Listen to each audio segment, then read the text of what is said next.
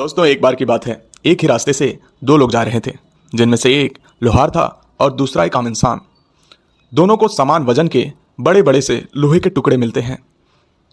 उनमें से जो लोहार था वो उस लोहे के टुकड़े को अपने घर ले जाता है और उससे तरह तरह के उपकरण बनाकर बेच देता है, जिसके बाद उसके पास काफ़ी पैसे हो जाते हैं।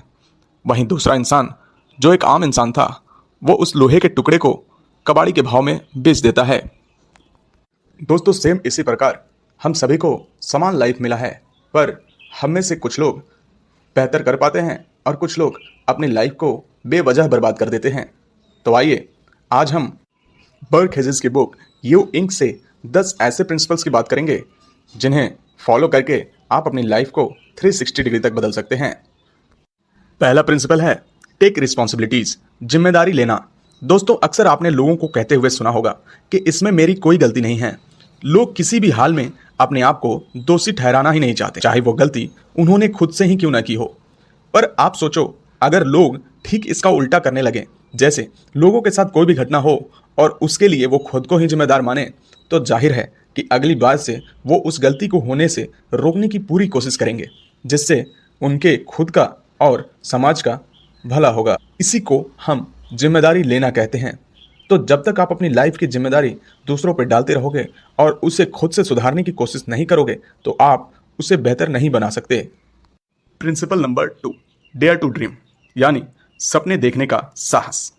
दोस्तों, बड़े ही शर्म की बात है कि लोग सपने को अनरियलिस्टिक मानते हैं, बट सच तो यह है कि किसी भी महान काम की शुरुआत सपने से ही होती है। अगर आप सपना देखोगे नहीं तो पता कैसे चलेगा कि आपको करना क्या है और कैसे करना है, उसकी प्लानिंग कैसे करोगे। और मैं तो कहता हूँ कि इंसान को एक के बाद एक सपना देखते रहना चाहिए, क्योंकि बिना सपने की ज़िंदगी कितनी वीरान लगती है, एक बार सोच कर देखो। बस खाना खाना है, घूमना है, सोना है और फिर उठकर वहीं दोहराना है। मज़ा तो तब आता है जब आपके अंदर किसी चीज़ को पूरा करने की चाहत हो और आप उसके लिए दिन रात एक करके मेहनत कर रहे हो। ये सपने ही तो हैं जो हमारे अंदर एक डायरेक्शन में बढ़ते रहने का जोश पैदा करते हैं, वरना स्थिर तो लाश भी है। इसीलिए आज से ही बड़े बड़े सपने देखने की जिज्ञासा पैदा करो, बड़े बड़े सपने देखो और उसे पूरा करने के लिए हर मुमकिन कोशिश करो। Principle number 3, power of belief, विश्वास की ताकत। दोस्तों, दुनिया के महान राइटर्स में से एक हेनरी फोर्ड ने एक बहुत ही सुंदर बात कही है कि अगर आपको लगता है कि आप कर सकते हो या आपको ये लगता है कि आप नहीं कर सकते, तो आप दोनों ही सिचुएशंस में सही हो, क्योंकि पूरी कायनात इसी पे टिकी है। दोस्तों, यहाँ तक कि हमारे देश के कुछ महान लोगों ने ये सोचा कि हम इस देश को अंग्रेज़ों की गुलामी से आज़ाद करवा पाएंगे, तभी हमारा देश आज़ाद हो पाया। दोस्तों, फ़र्क नहीं पड़ता है आप किस जाति से आते हैं, किस मजहब से आते हैं और आपका बैकग्राउंड कैसा है, बस आपको बिलीफ होना चाहिए, आपके अंदर विश्वास होना चाहिए कि आप ये कर सकते हो, तो आप बिल्कुल कर सकते हो। दोस्तों, एक छोटा सा लड़का जो दिन रात अखबार बेचा करता था, उसे ये नहीं पता होता था कि कल का खाना उसे कैसे मिलेगा। वो कोई और नहीं, हमारे देश के महान साइंटिस्ट और president mister APJ Abdul Kalam थे। दोस्तों, अक्सर आपने सुना होगा कि कोई बहुत ही ज़्यादा टैलेंटेड होने के बावजूद भी कुछ नहीं कर पाता, वहीं कोई दूसरा जो कि उतना टैलेंटेड है नहीं, पर उसे बस बिलीफ होता है कि मैं कुछ बड़ा कर सकता हूँ, मैं कुछ अच्छा कर सकता हूँ, और वो उस मुकाम को हासिल भी कर लेता है। यही फ़र्क होता है बिलीफ और जो बिलीफ नहीं करते हैं, जो खुद पे विश्वास नहीं रखते उनमें। इसलिए बिलीफ का जो सिस्टम है बहुत ही लाजवाब है और इसे सबको अप्लाई करना चाहिए। दोस्तों, आप बस बिलीफ रखो और काम करते रहो। आपके अंदर बस विश्वास होना चाहिए कि आप ये कर सकते हो, और फिर देखो आपको वो मिलेगा जिसे किसी ने एक्सपेक्ट भी नहीं किया होगा। Principle number 4, the courage to take actions, कार्य करने का साहस। दोस्तों, बहुत से लोग सपना तो देख लेते हैं, पर बस सपना ही देखते रहते हैं। इसलिए सपने को लोग अनरियलिस्टिक मानते हैं, क्योंकि सपने को साकार करने के लिए एक्शंस लेना बहुत जरूरी होता है। दोस्तों, एक लड़का था जो कि ओवरवेट था। वह रोज सपने देखता था कि कल से सुबह 4 बजे उठकर दौड़ने जाऊंगा, पर जब सुबह होती थी वो अलार्म बंद करके सो जाता था और लोगों से कहता था कि 1 महीने के अंदर में वो अपने वजन का आधा कर लेगा। पर 1 साल हो गए और वो आज भी वैसा ही है जैसा पहले था। तो एक्शंस लेना उतना ही जरूरी है जैसे आपके सामने खाना पड़ा हो और आप सोते हुए उसे खाने का सपना ही देखे जा रहे हैं। पर जब तक आप उसके लिए प्रॉपर एक्शंस नहीं लोगे, जब तक उसे उठाकर आप अपने मुंह में नहीं डालोगे, तब तक आप उसे खा नहीं पाओगे। सपना तब तक पूरा नहीं होता जब तक आप उसके लिए प्रॉपर एक्शंस नहीं लेते। इसलिए बड़े से बड़ा सपना देखो, पर छोटे से छोटा एक्शन लेते रहो ताकि तुम उस सपने को पूरा कर सको। Principle number 5, attitude is everything. नजरिया ही सब कुछ है। दोस्तों, अगर आप चाहते हो कि आप दुनिया के किसी भी सिचुएशंस में खुश रहो और उसे इंटरेस्टिंग और यूजफुल बनाते रहो, तो सबसे पहले आपको अपना नजरिया चेंज करना होगा, जिसे हम एटीट्यूड कहते हैं। दोस्तों, एक सुबह 2 लोग सोकर उठते हैं। फिर उन्होंने जब खिड़की से बाहर झांक कर देखा तो पाया कि आसमान में काले बादल छाए हुए हैं और तेज बारिश आने वाली है।